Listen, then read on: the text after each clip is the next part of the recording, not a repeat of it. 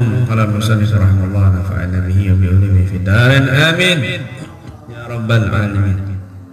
Baca sedikit tabarukan kita Tanbihul Muqtarrin ya. Wa min ahlakihim radhiyallahu ta'ala anhum, dan di antara akhlak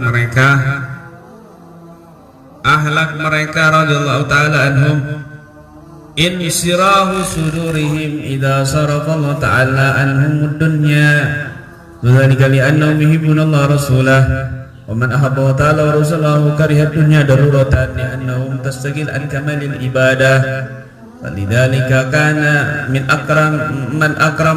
akrami ahlakihim inqibadu qulubihim min iqbali dunya alaihim. Wa ta'ammal ya akhi lamma kana sahaba radhiyallahu anhum aktsara an-nas mahabbatan li Rasulillah sallallahu alaihi wasallam kaifa kana aktsaruhum yabitu yusbi wa laysa indahu dinar wala dirham. Wa qad da'a sallallahu alaihi wasallam li baiti radhiyallahu anhum shiddati mahabbati lahum wa mahabbatihim lahu fa qala Allahumma ja'al rizqa ali Muhammadin quta. Dzalika yaqulu al-'abdu muqbilan Allah ta'ala 'ala Allah ta'ala ya'ubuhu an mu'aqib la siyama in kana laysa indahu sabrun 'ala al-ju' masalan fa innahu yasbiru muqbilan 'ala Allah ta'ala laylan wa nahara yas'aluhu qutahu la yaftar 'an dhalik. Di antara akhlak mereka salaf ulama soleh itu adalah lapangnya dada mereka jika Allah palingkan dunia dari mereka. Kalau dunia mereka itu sempit, mereka itu enggak sumpek, tapi justru lapang dada. Itulah akhlaknya ulama salaf soleh kita. Kenapa? Karena mereka mencintai Allah dan mencintai Rasulullah. Otomatis kata beliau ini, orang yang mencintai Allah dan Rasulnya maka otomatis daruratan karihat dunia, dia membenci dunia. Kenapa? Karena dunia ini menghalangi dari kesempurnaan ibadah. Tuh lihat akhlak mereka, paling karomnya akhlak mereka itu, hati mereka itu sedih kalau ibadahnya itu enggak sempurna. Karena urusan dunia itu sedih. Karena urusan dunia, ibadah mereka ini enggak sempurna tuh mereka sedih. Kalau kita kan kebalikannya, dunia kita itu kecil malah sedih, ibadahnya sedikit enggak sedih. Lebih banyak tidurnya daripada ibadahnya, kita itu enggak sedih. Ngakak-ngakak, seneng-seneng kayak merasa aman dari azab Allah, begitu. Tapi mereka ini para sahabat, lihat itu para sahabat Nabi. Mereka itu lapang dada, sampai ada di antara mereka yang dijuluki Ahlus Sufa. Ahlus Sufa itu kayak Abu Hurairah, sahabat Abu Hurairah. Itu mereka tidurnya di halaman masjid. Orang sholat tidurnya di situ. Ya masjid ibadahnya, masjid jadi tempat tidur. Itu sahabat Nabi yang dijuluki Ahlus Sufa. Kalau kamu kan enak, tempatnya ada, kasurnya ada, makan ada, pokoknya kamu tuh bukan jamaah tabligh, bukan, tapi terjamin. Paham ya? Terjamin. Tapi ada juga sahabat yang kaya. Kamu perlu tahu, ada juga sahabat yang paling kaya. Di antaranya Abdurrahman bin Auf.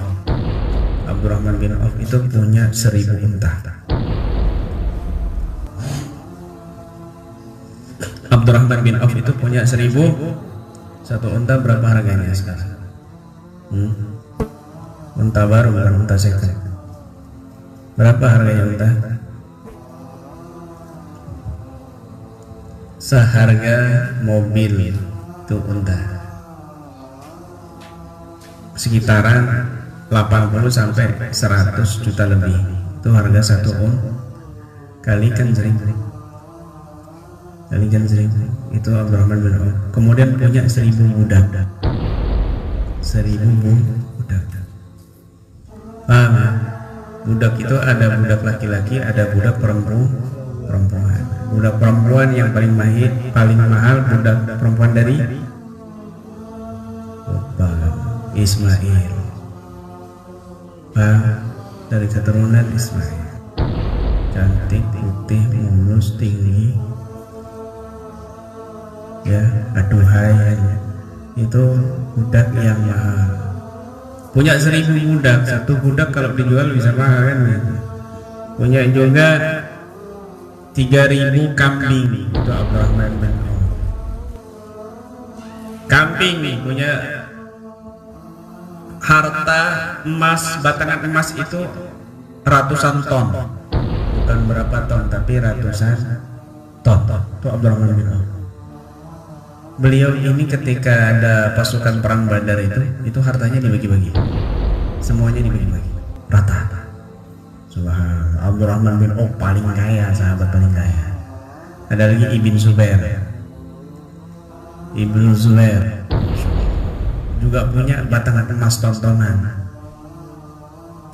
unta ribuan. Bayangkan, ini sahabat-sahabat yang kaya. Jadi orang kaya itu nggak ada larangan. Bahkan Imam Ghazali itu mengatakan dalam kitab Ihya-nya itu,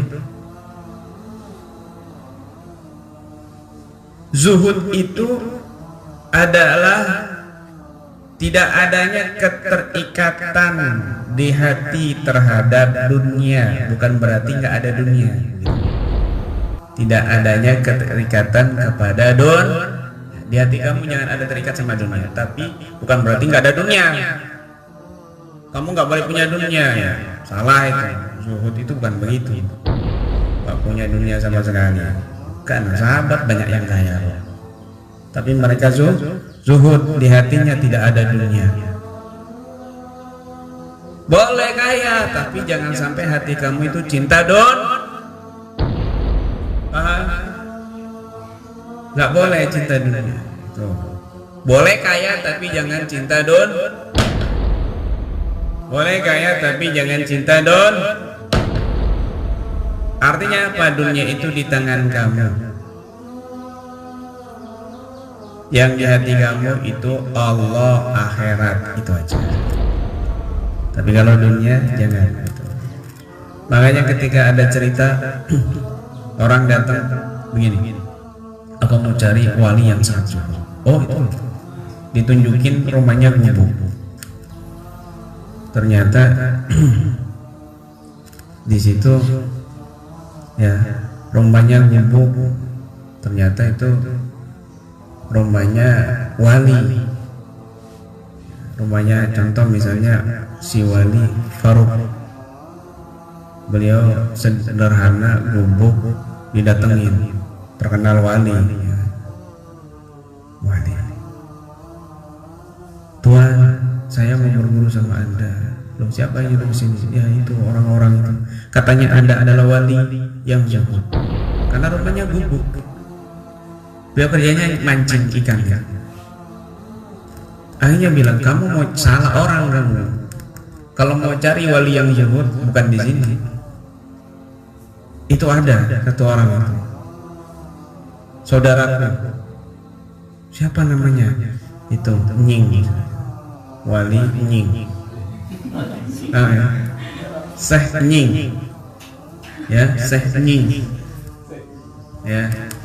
Al-alim, al-alama, al-fadil, Syekh Nying rahimahullah itu. Rahimahullah, bukan Allah yarham. Allah yarham itu misalnya kalau dipanggil Nying Allah yarham itu tandanya dia sudah meninggal. Syekh Fulan Allah yarham berarti itu tandanya kalau Allah yarham dia sudah meninggal, baru meninggal itu. Syekh Nying ya radhiyallahu anhu ini itu katanya paling zuhud. Setelah didatengin alamatnya daerah Kelambu, rumahnya kaya, paling kaya saat Kelambu. Ternyata dia kaget, loh kok wali ini katanya paling zuhud tapi kok rumahnya istana, ada satpamnya, securitynya. Nyari siapa? Nyari Syekh Nying. Sudah janjian belum? Belum lah. Janjian dulu. Waduh, saya jauh ini, gimana ini? Saya harus ketemu dia. Dari mana kamu? Dari Ngaringan. tapi nggak ringan. Saya dulu sahabatnya dia. Oh ya sebentar. Akhirnya lapor sama Nying ya, satpamnya ini suruh masuk. Ternyata Mansur kan begitu. Nah, pas lewat sana itu karpet merah semuanya, istana. Waduh, ini kok wali zuhud, katanya paling zuhud tapi kok kaya begini. Dunia tok ini. Wow, setiap langkah ada pembantu, setiap langkah ada pembantu. Pembantunya itu ratusan. Ada semua, yang bagian nyuci piring, nyuci gelas masing-masing, nyuci sendok itu sendiri-sendiri, nyuci panci itu sendiri-sendiri, beda-beda, nggak satu orang. Ngepelnya juga satu orang, paham ya? Yang bawa embernya juga satu orang. Pokoknya tuh pembantunya itu sendiri-sendiri masing-masing begitu. Yang bagian bersih-bersih di halaman juga beda, tukang kebunnya beda, bagian masaknya juga beda. Master semua, cep-cep semua. Ayo, cep-cep semua. Pokoknya beda semuanya. Bagian nyuci baju juga beda.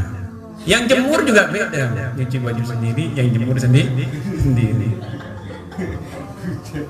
Ini luar biasa ini. Ini luar biasa. Kalau kamu kan semuanya dikerjain, ya masak, ya nyuci sambil masak, masak sambil nyuci kan ya. Jemur juga sendiri, kan, ya. Jemur sendiri, ngepel sendiri, ya kan. Hidupnya sendiri kan.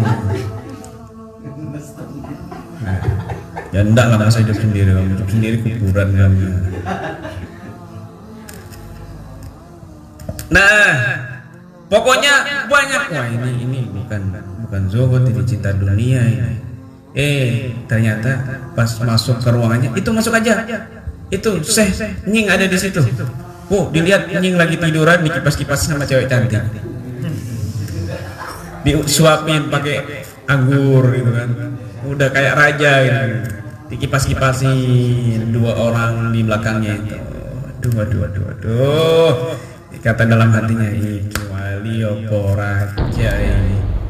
Waduh, zuhud ini bukan zuhud ini. Akhirnya Nying duduk, bro, ya apa nggak mau cek melarat bro? Waduh, urip kok melarat tuh bro. Urip kok melarat tuh bro. Kapan sugih bro? Pancet, tetap aja kamu kok miskin hidup kamu ini. Nggak kaya. Wahai Syekh, aku di sini disuruh adik Anda yang di kampung itu. Kenapa kamu sini? Aku ingin mencari wali yang sangat zuhud. Tapi hati kamu buruk sangka. Gimana kamu nggak buruk sangka? Harta Anda begitu luas, banyak. Yang menjaga Anda juga banyak. Dunia Anda ini. Kamu pikir zuhud itu tidak memiliki dunia? Salah, justru adik saya itu yang mancing hatinya penuh dengan dunia. Loh kok bisa? Iya, karena dia masih kepikiran besok mau makan apa kalau nggak mancing. Hatinya terpikat sama meskipun kecil. Tapi aku meskipun duniaku banyak, seandainya hari ini besok semuanya habis, sedikit pun hatiku tidak bergerak. Jadi mau hartanya habis banyak, tenggelam longsor misalnya, nggak sedih, nggak ada di hatinya dunia itu. Dunia itu cuma di tangan. Nah adiknya itu yang gubuk, dunianya di hati. Jadi jangan kamu pikir orang kaya itu wah dunia top. Kadang-kadang orang miskin yang gubuk itu dunia top yang dipikir. Utangnya akeh, utangnya banyak, beli ini ibadahnya nggak ada sama sekali. Banyak nggak orang melarat kayak gitu? Orang miskin kayak itu banyak. Orang miskin zaman dulu ya beda sama orang miskin zaman sekarang. Kadang-kadang miskin tapi pura-pura kaya. Handphonenya nggak pantas sama mukanya punya handphone Samsung kan gitu. Dia itu pantasnya punya handphone itu yang udah itu loh, yang ada antenanya panjang ya, yang bunyinya tweet kan. Tulalit. Ini punya handphone, handphonenya bisa muter-muter kan. Handphonenya canggih. Kehilangan handphone dipanggil, handphonenya langsung datang kayak robot, otomatis. Pura-pura kaya, ngomongnya ngomong bahasa gaul gitu loh. Padahal ya dari Kelamu, ya dari Panunggalan, sok-sokan kaya, gak pantas bro, mugamu bro kan, gak pantas misalnya gitu. Sok-sokan kaya, sudah miskin, sombong gitu. Ya miskin ya terima, bersyukur kan begitu, syukurin kan. Jangan sok-sokan sombong jadi orang kaya, janganlah, jadilah diri sendiri. Begitu. Ya Allah. Banyak orang-orang miskin fakir itu yang apa namanya, dunia tok itu banyak. Dunia tok itu banyak. Jadi kalau seandainya hilang uangnya ini, baru punya uang 5 juta merasa kaya luar biasa. Giliran hilang 2 juta, stres langsung, gendeng. Nah ini berarti dunia tok itu. Hilang dong, ini cerita kemana-mana kan ini. Paham ya? Stres. Kamu mau hilang uang kamu semuanya, ratusan juta, miliaran, jabatanmu dicopot misalnya, itu hatimu nggak tergerak sedikit pun. Itu semuanya punya Allah, titipan Allah. Mau diambil ya terserah Allah. Mau saya cuma dititipi kan begitu. Nah, itu hati yang tidak ada ya, begitu. Hati yang tidak ada makanya nying pantas jadi wali nggak ada, semuanya itu dicabut sama Allah, nggak sedih, tetap aja mukanya begitu. Punya cewek dicabut sama Allah, punya cewek lagi dicabut, kawin sama orang kan, patah hati, melarat hidupnya, tapi ya mukanya ya tetap begitu, nggak berubah. Inilah wali yang zuhud. Wali yang zuhud. Punya cewek nggak punya cewek, mukanya tetap begitu. Dewi tersinggung. Dewi Sartika. Nah, tetap aja. Coba lihat, handphonenya rusak, biasa aja. Handphonenya nggak punya handphone, biasa aja. Mukanya biasa, nggak sedih. Ya memang mukanya begitu, sedih nggak sedih sama aja kan begitu. Jadi orang nggak tahu ini sedih apa enggak kan begitu. Ya mukanya begitu. Itu orang yang bagus. Kalau dia sedih itu nggak kelihatan sedih. Kalau dia senang juga nggak kelihatan senang. Datar, mukanya datar.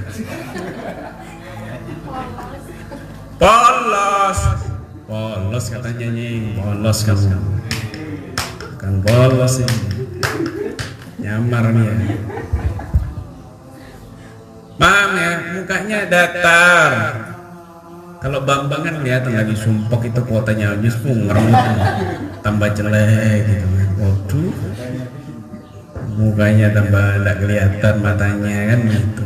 Kuotanya habis kayak orang kesurupan kan gitu. Kenapa tidak bisa main game? Ya Allah. Coba kalau kuotanya penuh, dikasih duit ya kan, iya kelihatan mukanya senyum-senyum tuh, enggak ngantuk kan gitu. Biasanya ngantuk. Jadi aku ngantuk salah, gak ngantuk ya salah. Mati ya guys. Begitu kan. Orang yang sedihnya nggak kelihatan, sedihnya itu nggak dibagi-bagi gitu. Kalau lagi sedih tuh mukanya tuh biasa aja, senyum, nggak dibagi-bagi. Orang ngelihat muka kamu langsung ikutan sedih. Ngelihat muka kamu tuh, ya Allah, rasanya nggak enak di hati dilihat itu. Nggak enak di hati dilihat. Mending lihat kotoran kambing daripada lihat muka kamu. Nggak enak dilihat kalau lagi sedih itu. Karena ada yang mau itu. Jangan bagi-bagi kesedihan ke orang lain. Bagi-bagi kebahagiaan. Kamu punya duit, kasih. Kamu punya rezeki, kasih, kan begitu. Senyum lagi sedih atau tidak itu luar biasa. Itulah orang yang bijaksana. Bukan lagi susah sumpah diketoi ya jangan, ini kamu nggak profesional, nggak bijak gitu. Nggak bijak. Dia tidak sedih, mukanya tetap sama. Makanya bersyukur punya muka datar. Kenapa? Nggak kelihatan sedih susahnya itu, sedih susah bahagia nggak kelihatan. Kenapa? Mukanya datar, polos. Bangun tidur ya sama, lagi tidur ya sama, mukanya kan. Malah gantengan pas tidur daripada dia bangun kan. Bangun malah nyusahin orang kadang-kadang. Nah, jadi begitu, paham ya? Wallahu a'lam bishawab.